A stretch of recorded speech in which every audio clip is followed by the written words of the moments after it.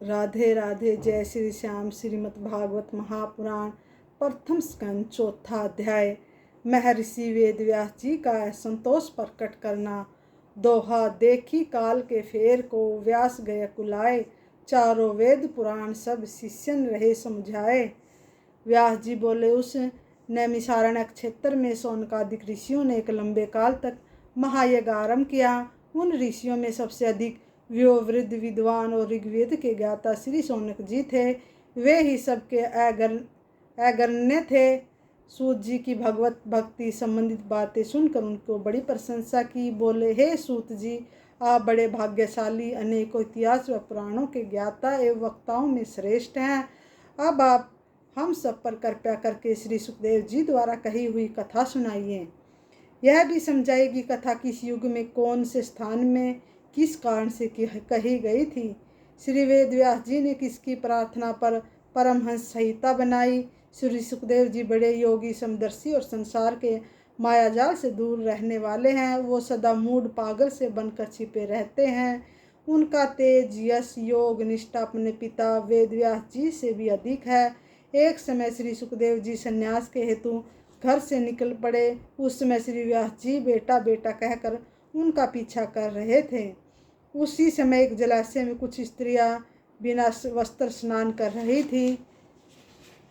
बिना वस्त्र श्री सुखदेव जी को देखकर वे बिना वस्त्र के खड़ी रही, किंतु व्यास जी को देखकर उन्होंने अपने वस्त्र पहन लिए। तब व्यास जी ने उन स्त्रियों से इसका कारण जानना चाहा, तो उन स्त्रियों ने उत्तर दिया कि श्री सुखदेव जी की दृष्टि से स्त्री पुरुष का कोई भेद नहीं, किंतु आपकी दृष्टि में अभी भेद बना हुआ है। हे सूत जी, ऐसे परम ज्ञानी श्री सुखदेव जी को गूंगे, पागल और मूर्खों की तरह जंगल में विचरते रहते हैं।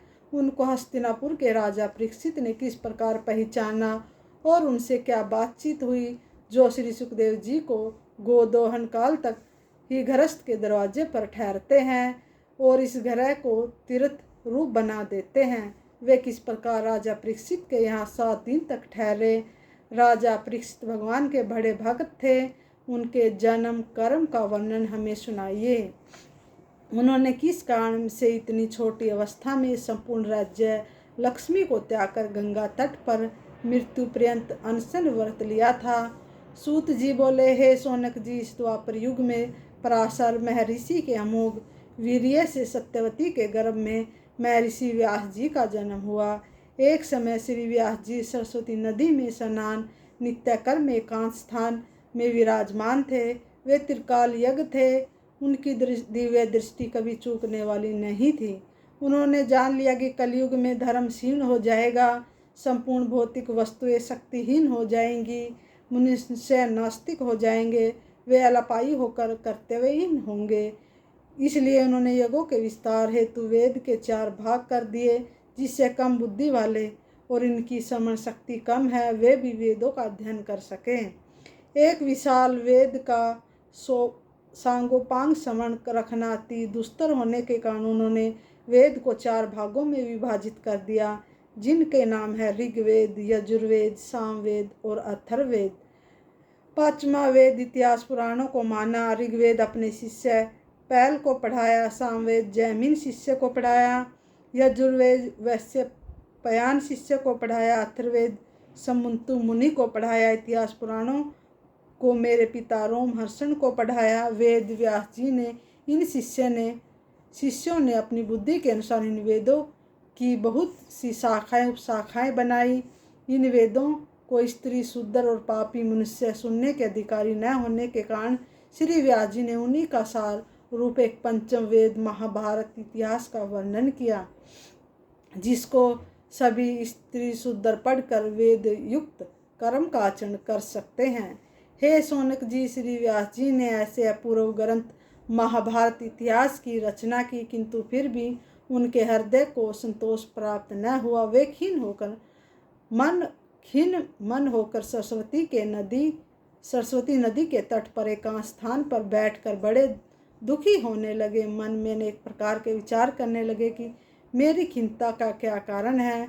मैंने संपूर्ण वेदों का अध्ययन किया है, गुरुजनों की सेवा की, वेदों का अर्थ भी सरल कर दिया, लोकहित के लिए भी सब वेदों का सार महाभारत ग्रंथ की भी रचना कर दी, किंतु न जाने अब कौन सा कार्य मेरे करने के लिए शेष रह गया है।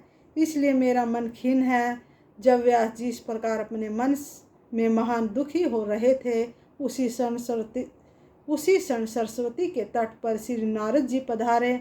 नारद जी को देखकर वेद व्यास जी बड़े प्रसन्न हुए, बड़े आदर भाव से उन्हें आसन दिया और इस प्रकार बोले, हे नारद जी, आप ब्रह्मा के पुत्र हैं, आप सर्वज्ञ हैं, आप मेरे हृदय के दुख को जानने में समर्थ है, अतः मेरे दुख को दूर करने की कृपा कीजिए।